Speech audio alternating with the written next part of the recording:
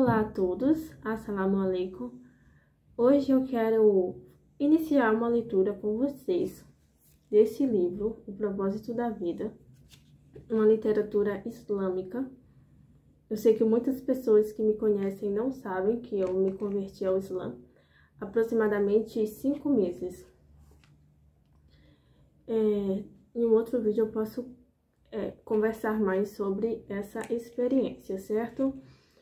Mas eu ganhei essa literatura quando eu fui à mesquita, minha primeira visita à mesquita.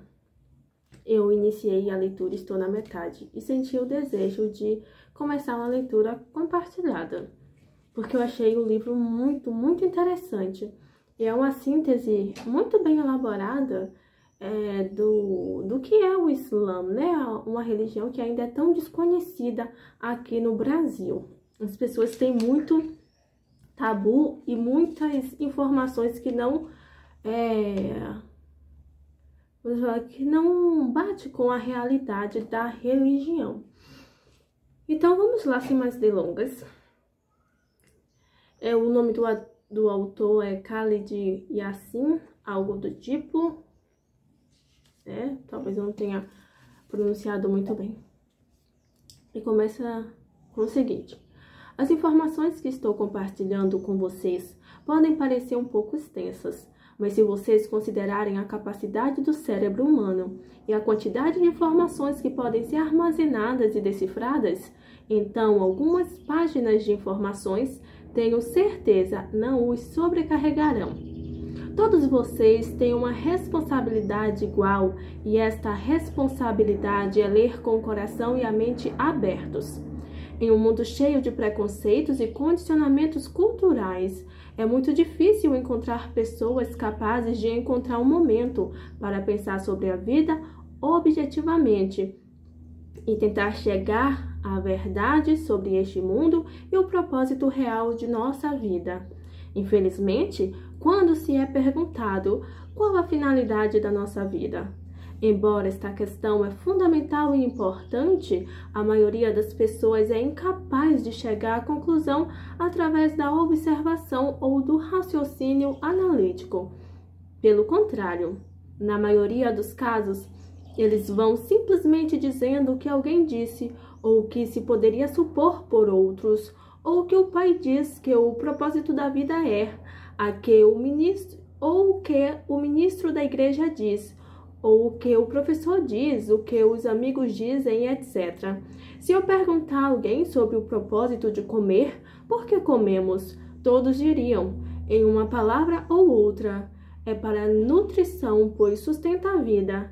Se eu perguntar a alguém por que eles trabalham, eles dirão, porque é uma necessidade para o próprio sustento e para atender às necessidades da família.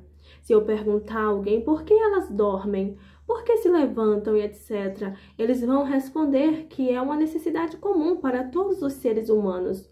Nós podemos seguir essa linha de questionamento com 100 perguntas e obter a mesma resposta ou respostas similares de qualquer pessoa, em qualquer língua, em qualquer lugar do mundo. E isso é muito simples. Por que quando perguntam qual a meta ou o propósito da vida, recebemos tantas respostas diferentes? Isso acontece porque as pessoas estão confusas. Elas realmente não sabem. Elas estão no caminho da escuridão. Ao invés de dizer eu não sei, elas simplesmente dirão qualquer resposta que foram programados para responder. Bem, só pense nisso. É nosso propósito neste mundo simplesmente comer, dormir, vestir, trabalhar, adquirir alguns bens materiais e nos divertir? É esse o nosso propósito? Por que nascemos? Qual o objetivo de nossa experiência? Qual é a sabedoria por trás da criação do homem neste universo imenso? Pense sobre essa questão. Pense sobre essas questões. Alguns argumentam que não há provas de todas as forças divinas, não há evidências da existência de Deus e não há evidências de que esse universo foi criado por qualquer propósito divino. Em vez disso, eles fingem que o mundo surgiu por acaso. Houve um grande estrondo e todo esse mundo grande, com toda a sua grande orquestra, apenas veio junto. Eles também argumentam que a vida não tem nenhum propósito definido, que não há nenhuma evidência lógica ou científica da existência de Deus. Assim, eles negam qualquer sabedoria divina por trás deste mundo. Alá, o Altíssimo, diz no Alcorão Sagrado: Alá pertence ao reino dos céus e da terra, e Alá é onipotente. Na criação dos céus e da terra e na alternância do dia e da noite, há sinais para os sensatos que mencionam Alá, estando em pé, sentados ou deitados, e meditam na criação dos céus e da terra, dizendo: Ó Senhor nosso, não criaste isto em vão. Glorificado sejas, salva-nos do tormento infernal. Alcorão 3, versículos 189 ao 191. Nesses versículos, Deus mencionou claramente, primeiro chamando a nossa atenção para a nossa criação, as diferentes posturas do corpo humano e as diferentes atitudes da psicologia humana. Ele chama a nossa atenção para o céu, a alternância da noite e do dia, o firmamento, as estrelas e as constelações. Então ele acrescentou que os contempladores irão dizer: Ele não criou tudo isso em vão. Porque quando você vê o projeto dele, você percebe que é muito poderoso e precisamente projetado. Na verdade, algo que é muito poderoso e muito preciso, que é além de cálculo e da imaginação, não pode ser em vão. Não pode. E se você tem 10 bolas de gude e enumerá-los de 1 a 10 e colocá-las dentro de um saco, sacudir o saco e depois de fechar os olhos, enfiar a mão e tirar uma peça e número 2, e em seguida uma de número 3 e etc., todas em ordem, qual a probabilidade de retirar estas 10 bolinhas de gude em ordem? Você sabe qual é a probabilidade? É 26 milhões para 1. Então, qual é a chance de os céus e a terra terem sido formados por um Big Bang e serem orquestrados como estão? Qual é a chance? Você acha que isso poderia acontecer? Meus queridos e respeitados companheiros humanos, temos de fazer a nós mesmos mais uma pergunta. Quando você vê uma ponte, um edifício ou um automóvel, você automaticamente considera a pessoa ou a empresa que construiu. Quando você vê um avião ou um míssil, um satélite ou um navio de grande porte, você também pensa sobre como este veículo parece incrível.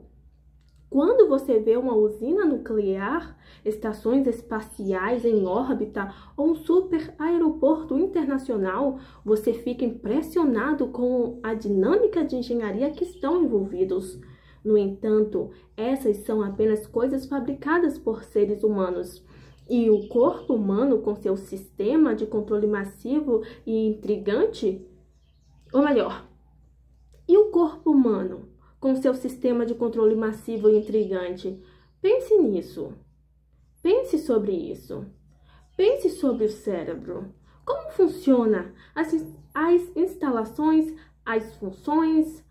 Analisa, classifica, recupera, distingue e classifica as informações em um milionésimo de segundo.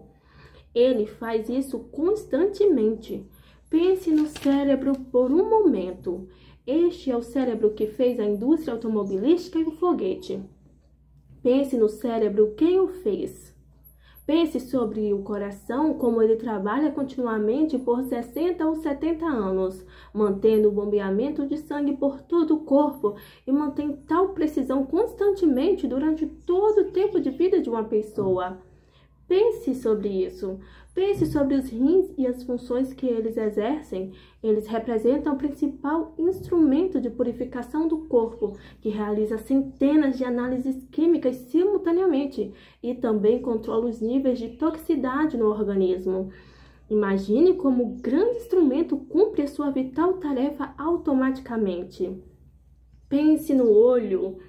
É a câmera humana, se ajusta, concentra, se interpreta, avalia e aplica a cor automaticamente. Também organiza e ajusta a luz e a dinâmica natural. Ele realiza todas essas operações precisas automaticamente. Basta imaginar. Quem criou isso? Quem domina isso? Quem planejou isso? Quem regulou isso? Todas estas tarefas massivas foram criadas por seres humanos? Não, claro que não. E sobre este universo? Pense sobre isso. Esta Terra é apenas um planeta em nosso sistema solar. Nosso sistema solar é um dos sistemas da Via Láctea. A Via Láctea é uma das constelações nesta galáxia. Existem milhões de galáxias como a Via Láctea, e todas elas estão dispostas em ordem. Basta refletir sobre isso. Todas elas são precisas, não colidem umas com as outras, não entram em conflito uma com as outras, mas todas elas estão nadando em uma órbita que foi definida para elas. Os seres humanos criaram todos esses movimentos? Os seres humanos têm essa precisão absoluta? Não, claro que não.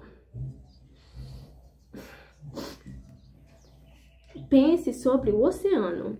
Os peixes, os insetos, os pássaros, as plantas, as bactérias e os elementos químicos que ainda não foram descobertos e que não podem ser detectados nem com instrumentos mais sofisticados. No entanto, cada um deles tem uma lei que observa, obedece à sua disposição. Será que todas essas sequências, todo esse equilíbrio, harmonia, variação, desígnio, manutenção, operação e numeração infinita é por acaso? Será que estas coisas funcionam perfeitamente e perpetuamente por mero acaso? Será que elas se reproduzem e se mantêm também por acaso?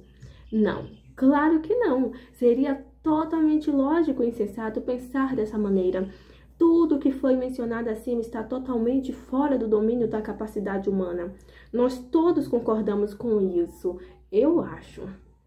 O todo-poderoso Deus, Allah, o Criador, que tem o conhecimento para projetar e estabelecer a proporção, é responsável pela manutenção de todas estas coisas, e Ele é o único digno de louvor e gratidão total.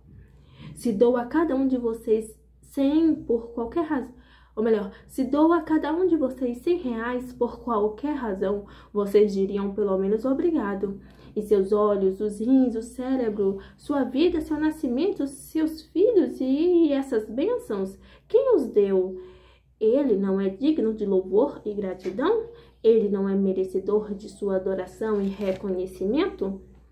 Este, em resumo, é o propósito e a meta da vida. Deus, o Todo-Poderoso, diz no Alcorão Sagrado: não criei os gênios e os humanos, senão para que me adorem. Alcorão, capítulo 51, versículo 56. Isso é o que o Todo-Poderoso diz.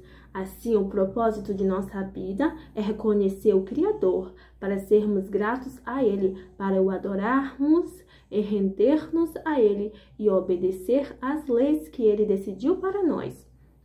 Em resumo, isso significa adorá-lo. Este é o propósito da nossa vida. Assim, tudo que fazemos, comer, beber, trabalhar, vestir, são apenas consequências do objetivo de que fomos criados para adorá-lo. Ou melhor, estas coisas que acabei de mencionar são apenas consequências. O objetivo de que fomos criados foi para adorá-lo.